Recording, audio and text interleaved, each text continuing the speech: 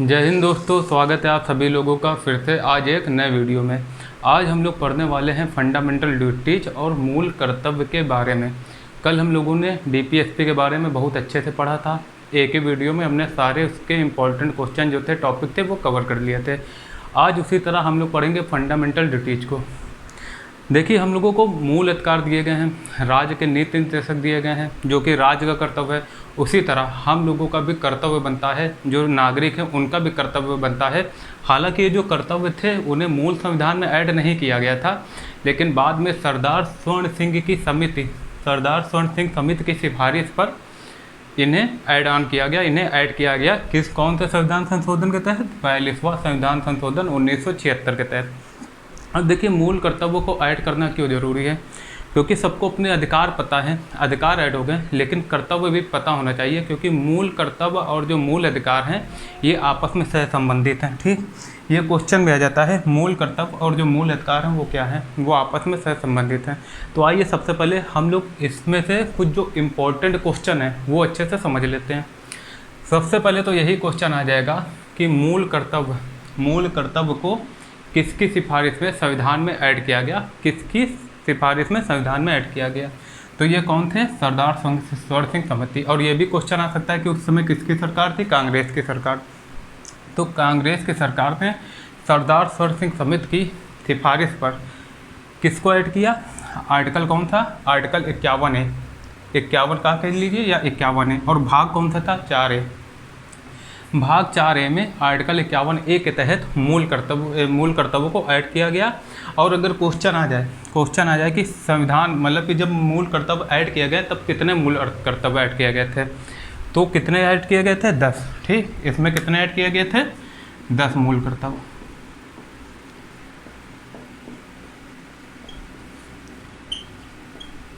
फिर बाद में जो ये 86 हमारा कॉन्स्टिट्यूशनल अमेंडमेंट था, संविधान संशोधन था, उसके द्वारा 11वां मूल कर्तव्य ऐड किया गया, जो कि आप लोग समझ सकते हैं, शिक्षा के अधिकार को। देखिए, शिक्षा के अधिकार को फंडामेंटल राइट को बनाया गया। साथ में जो माँ बाप हैं उनका भी कर्तव्य है कि अपने 14 साल तक के बच्चे को, उनका कर्तव्य है, ठीक, राज्य का अधिकार एक हिसाब से, लेकिन उनका कर्तव्य है कि जो अपने 14 साल के बच्चे को, जो जिनके 14 साल तक है, 14 साल तक मतलब कि शुरू से लेकर 14 साल तक जो है उन्हें शिक्षा जरूर दें, है ना। ये माँ बाप का कर्तव्य है, देश के हर नागरिक का कर्तव्य है कि अपने बच्चों को 14 साल की एज तक शिक्षा जरूर दें। ठीक, अब देखिए क्वेश्चन ये आ जाता है कि ये जो मूल कर्तव्य है हमारा किसके देश के संविधान से प्रभावित होकर लिया गया है?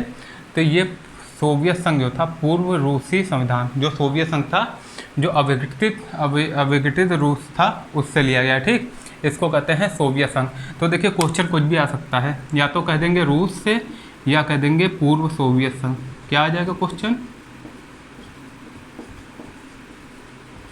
पूर्व सोवियत संघ। ठीक, हालांकि ये जो मूल कर्तव्य है वो समाजवादी जितने देश हैं उनमें अनिवार्य रूप से ऐड होता है, क्योंकि अमेरिका, फ्रांस, ब्रिटेन, यहाँ पर जो है मूल कर्तव्य की बात कर रहे हैं, मूल कर्तव्य जो है उनको सही से ऐड नहीं किया गया है और ना ही बताया गया है ना, मूल कर्तव्य के बारे में। खाली एकमात्र जो जापान ऐसा संविधान है जिसने स्पष्ट रूप से अपने संविधान में मूल कर्तव्य को ऐड किया है।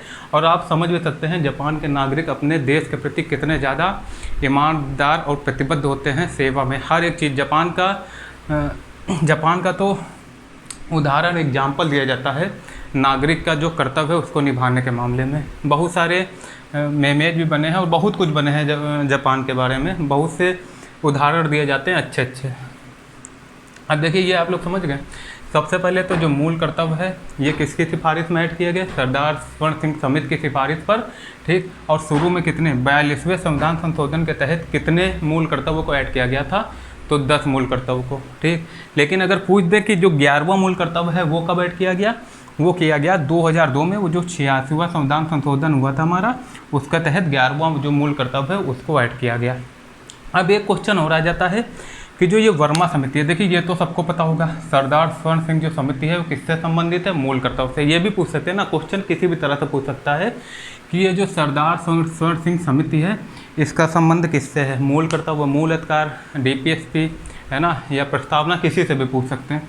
तो इनका जो संबंध है वो किससे है, वो मूल कर्तव्य से है। दूसरा ये भी आ सकते हैं, जो ये हमारी वर्मा समिति है, इसका संबंध किससे है, तो मूल कर्तव्य। तो आप याद रखना, ये तो सबको पता है, लेकिन ये भी याद रखना जो वर्मा समिति है इनका भी संबंध किससे था, मूल कर्तव्य से।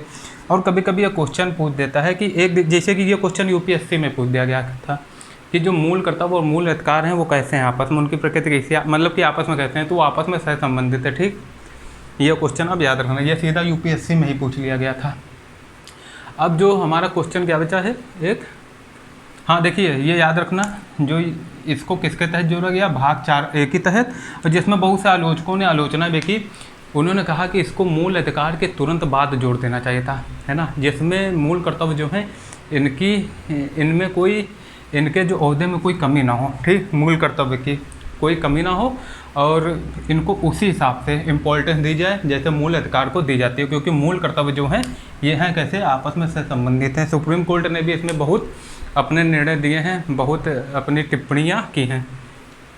अब देखिए एक क्वेश्चन और रह जाता है, क्या ये न्यायोचित है मूल कर्तव्य, तो नहीं, ये क्या है, ये है गैर न्यायोचित। क्या है ये, गैर न्यायोचित, मतलब कि इनके हनन में आप, मतलब अगर कोई भी इसका हनन करता है तो आप जो है वो कोर्ट में नहीं जा सकते, है ना, या सरकार जो है वो, राज्य जो है वो कोर्ट में नहीं जा सकती। हालांकि कुछ ऐसे कर्तव्य हैं जिनका, जैसे झंडा अधिनियम, बहुत सारे अधिनियम अलग से बनाए गए हैं कि अगर आप झंडे का अपमान कर रहे हैं, अपने जो राष्ट्रीय तिरंगे का अपमान कर रहे हैं, या राष्ट्रगीत का, है ना, अपमान कर रहे हैं, तो आपको जेल हो सकती है या आप पर कानूनी कार्रवाई की जा सकती है ना। उसका अलग अधिनियम बना है, वो कानूनी अधिनियम के तहत बना हुआ है।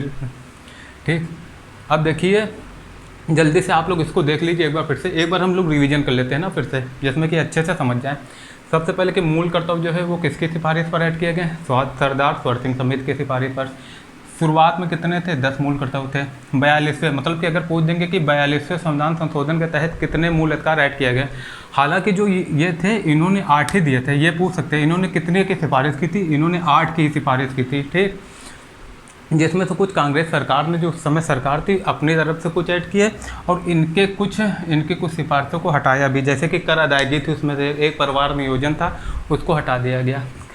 हालांकि जो कर अदायगी है इसको ले लेना चाहिए था, है ना, कर अदा करना तो बहुत ज़रूरी है हर इंसान के लिए, उसको ले लेना चाहिए था, लेकिन पता नहीं क्यों लिया गया। अब देखिए प्रभावित कहाँ से या कहाँ से लिए गए हैं, पूर्व रूसी संविधान या पूर्व सोवियत संघ या रूस, कुछ भी पूछ सकता है। दूसरा, ये न्यायोचित हैं या गैर न्यायोचित हैं, तो ये प्रकृति में कैसे हैं, ये गैर न्यायोचित हैं। इसके बाद ये जो 11वां मूल कर्तव्य है वो किसके तहत ऐड किया गया, वो 86 कॉन्स्टिट्यूशनल अमेंडमेंट के तहत ऐड किया गया 2002 के तहत। ठीक, वो भी कौन सा था, जो शिक्षा देना, अपने 14 साल तक के उम्र के बच्चों को शिक्षा देना हर माँ बाप का कर्तव्य होगा या हर गार्जियन का कर्तव्य होगा। अब ये है वर्मा समिति, पूछ देंगे कि वर्मा समिति का संबंध किससे है, तो उनका किससे है, मूल कर्तव्य से ही है। और एक क्वेश्चन ये है लास्ट में, मूल कर्तव्य और मूल अधिकार आपस में कैसे हैं, ये आपस में सह संबंधित है। ठीक, अब आप लोग इसका स्क्रीनशॉट ले लीजिए, है ना, या नोट बना लीजिए इसका, है ना। इसके आगे हम लोग देखते हैं कि कौन कौन से मूल कर्तव्य हैं जो हमको संविधान में दिए गए हैं, जो निभाना हम लोगों का फर्ज है, क्योंकि अधिकार तो हम लोगों ने ले लिया है, लेकिन एक नागरिक होने के नाते हमारा भी कुछ कर्तव्य होता है देश के प्रति, जो उससे भी निभाना बहुत ज़रूरी है। ठीक, आप इसको ऐड कर लीजिए।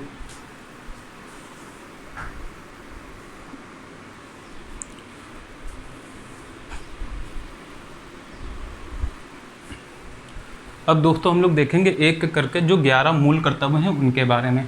तो देखिए पहला मूल कर्तव्य क्या कहता है, पहला मूल कर्तव्य हमारा कहता है फंडामेंटल ड्यूटी कि संविधान का पालन करें। क्या करें, संविधान का पालन करें और उसके आदर्शों, संस्थाओं, राष्ट्रध्वज और राष्ट्रगान का आदर करें, जो कि हमारा कर्तव्य होना चाहिए एक देश के, इस देश का नागरिक होने के खातिर। अच्छा, अब एक चीज़ और देख लीजिए, मूल कर्तव्य जो है ना, वो नागरिक के लिए है या विदेशी के लिए, तो सिर्फ किसके लिए है, सिर्फ नागरिक के लिए। किसके लिए, नागरिक के लिए। ठीक,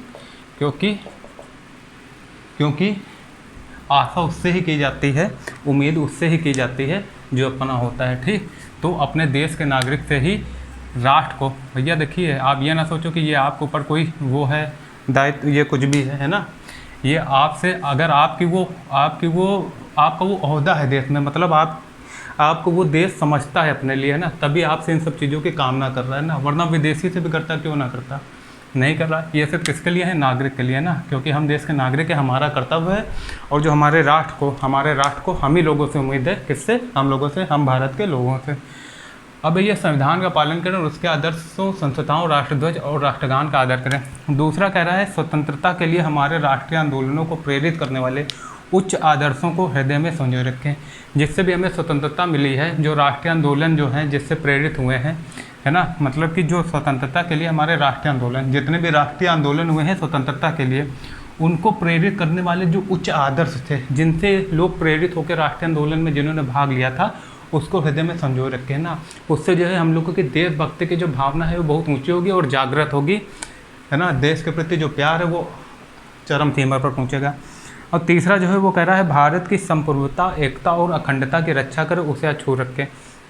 संप्रभुता मतलब कि देश में कहीं भी अगर ऐसा लगता है, भैया देखिए चौथी लाइन क्या है, देश की रक्षा करें और आह्वान किए जाने पर राष्ट्र की सेवा करें। रक्षा करेंगे तभी तो हम लोग संप्रभुता उसकी बनाए रखेंगे।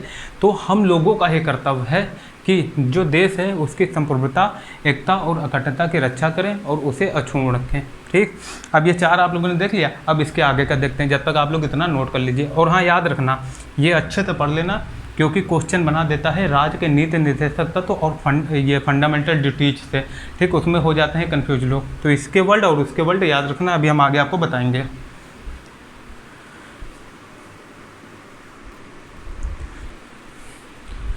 अब दोस्तों हम लोग देखेंगे क्या, जो आर्टिकल 5, 6, 7, 8 और 9 के बारे में। ठीक, तो देखिए आर्टिकल 5 हमारा क्या कहता है। आर्टिकल 5 कहता है कि भारत के सभी लोगों में समरसता और समान भ्रातृत्व की भावनाओं का निर्माण करें। मतलब जो भारत के सभी लोग हैं उनमें समरसता, ठीक, और समान भ्रातृत्व, तो सबको अपने भाई की तरह ही देखे, भाईचारे की भावना, जो कि हमारे प्रस्तावना में भी था, बंधुत्व हर जगह आपको देखने को मिलेगा। समान भ्रातृत्व की भावनाओं का निर्माण करें। जो धर्म, भाषा, मतलब धार्मिक और भाषाई रूप से, प्रदेश या वर्ग आधारित सभी भेदभाव से परे हों, है ना।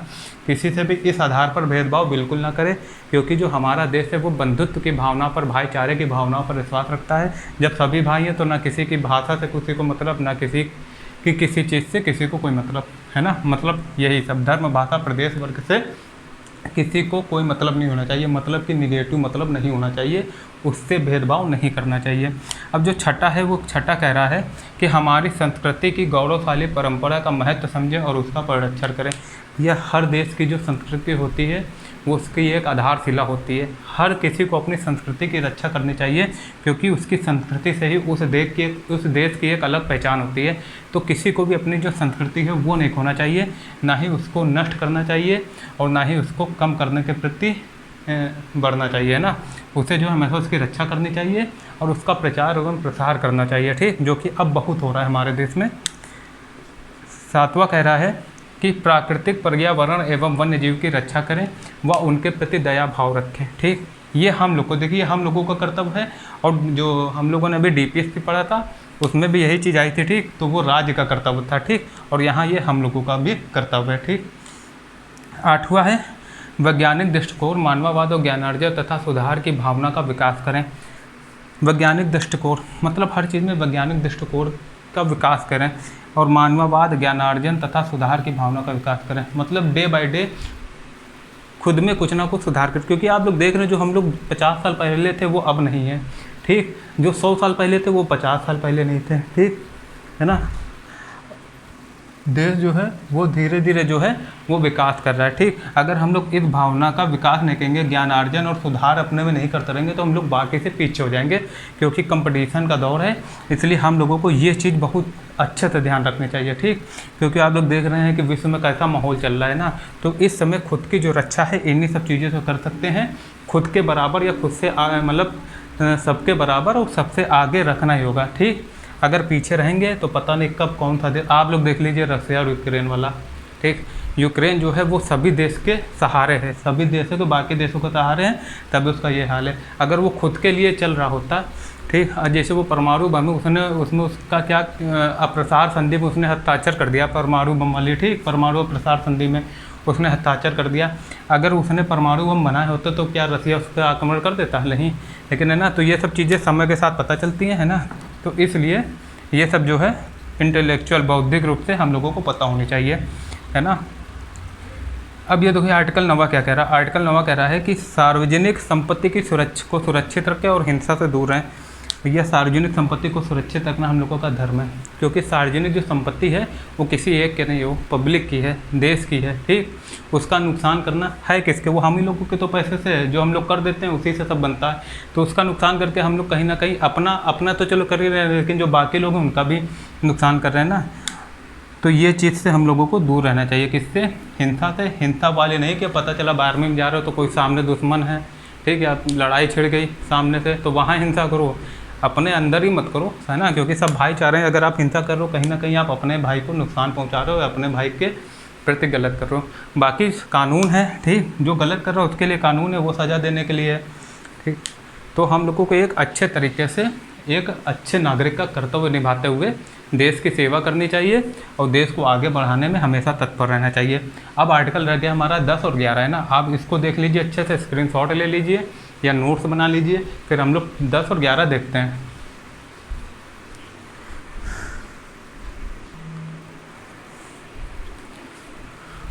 अब दोस्तों हम लोग देखेंगे क्या, अब हम लोग जो हमारा आर्टिकल 10 और 11 बचा था इसको देख लेते हैं जल्दी से।